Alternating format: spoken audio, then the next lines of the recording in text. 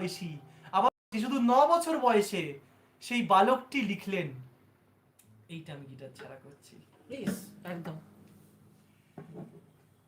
কৃষ্ণ কলি আমি তারে বলি, কালো তারে বলে গায়ের লোক,